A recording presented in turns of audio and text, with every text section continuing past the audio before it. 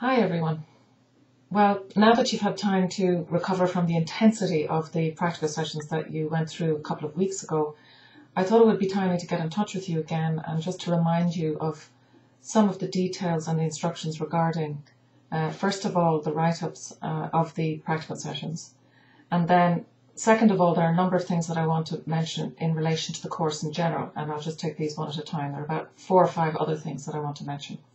So first of all, starting with the practicals.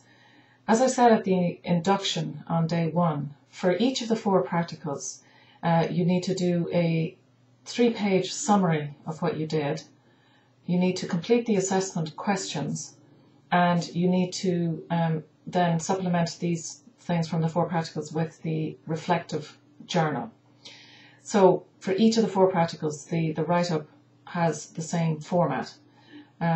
Now in the 3-page summary, what I expect from you is that you would clearly show that you understood what the basis of the experiment or the practical was, what the aim was, what techniques were used to achieve the aim, if there was a reagent or an assay used, what was the basis of the assay, and then what kind of results or data, even though it might have been a small amount of data, or it might have been images or something, what kind of images you got and what did they mean and what did they demonstrate. So that kind of a thing. It's not like a formal lab report, which would have been the way that we'd have done it in the past, but more a summary, a description in as much detail as you can include in a 3-page summary, which clearly shows that you understood what you did. Then the assessment questions should also be completed, and these should have been provided by the practical directors. So complete these and submit them at the same time. Now, I know there was a bit of confusion regarding the assessment questions for anatomy, and I've spoken to Fabio about that, and he doesn't mind if you want to redo those assessment questions and submit them. If you're unhappy with the way it was kind of sprung on you on the day, and if you weren't expecting that, it's fine for you to redo those assessment questions if you wish.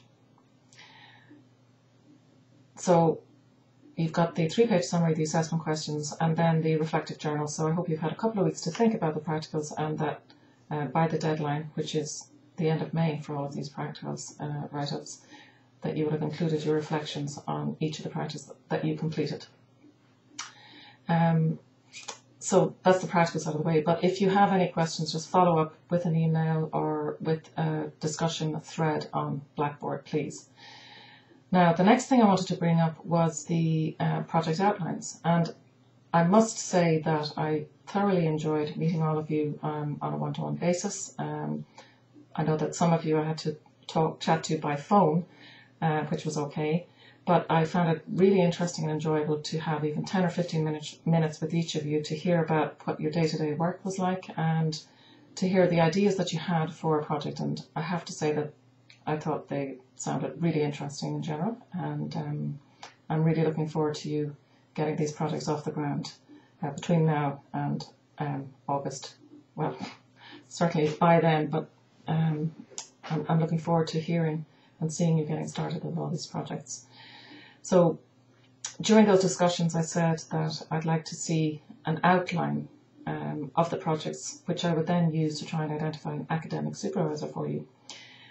Now, the outline, I'd need at least half a page to a page, summarising what the aim of your research project would be, how you would imagine or envisage that you would go about completing a research project, what would be the methods you'd use, where you'd envisage doing your research project, and if you needed to use equipment, for example, based in the NCBS, which equipment you'd need, what your time schedule would be, roughly how you plan going about the project.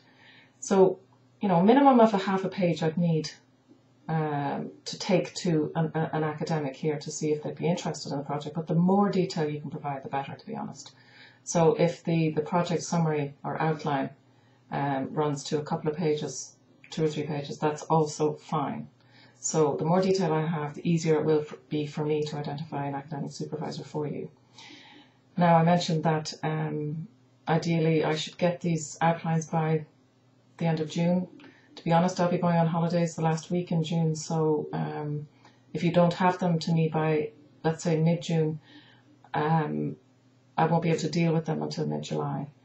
But if you have them ready before then, just send them in and I can start the process of trying to match you up with an academic supervisor. So if you have it ready, just send it in to me, and I'd be grateful for that. So the next thing I wanted to mention were the tutorial dates, which are coming up. And just to remind you, as it states in the handbook for the course, the tutorials will take place on Friday, June the 12th, and that'll be the histology tutorial, and on Saturday morning, June the 13th. Now, I take attendance for all of these face-to-face classes and tutorials, and I would really very much appreciate it if you could let me know if you're not going to attend, because I always book coffee for these sessions, and I have to pay for the numbers that I book. And just lately, I have to say that people have not been notifying me when they're not showing up, and I still have been having to pay for coffee for them. It costs me money, and budget is fairly tight at the moment. So please let me know if you can't make the tutorials on the 12th or the 13th, because if you don't, it costs me money. And then the following week, the exams will take place, as you know. Then another thing that I wanted to let you know about is that you may remember that I mentioned that in the first cohort of students, not everyone completed their research projects on time, so they deferred completion of their research projects. And what this means now is that this year, 7 students are due to present their research projects on the 5th of June. So there will be oral presentations and poster presentations happening on Friday, June the 5th. Now, this is not, you're not obliged to attend or anything, but if you would like to see what these posters are like, and if you'd like to attend the talks, you are welcome to come along. But I won't be keeping track of who's coming or anything like that. You're free to come if you're interested and if you're available. I know that for those of you who are at a distance, this might not be possible. I have asked the students who are going to be presenting if they'd mind being recorded, but I haven't got answers back from them yet. So that's a research symposium event for the deferred students is going to be happening on Friday, June the 5th. And actually it'll be happening in the seminar room of the NCBES. Okay, so apart from that, I think there wasn't much else. I wanted to remind you just of one other thing, which was that we do have a course blog. And this is kind of the public face of this master's program. And you can find it at www.mscbiomedicalscience.blogspot.com. And feel free to add comments about any of the items. Just last week I added some nice images which were generated by Micheál Kelly during the cell culture practical.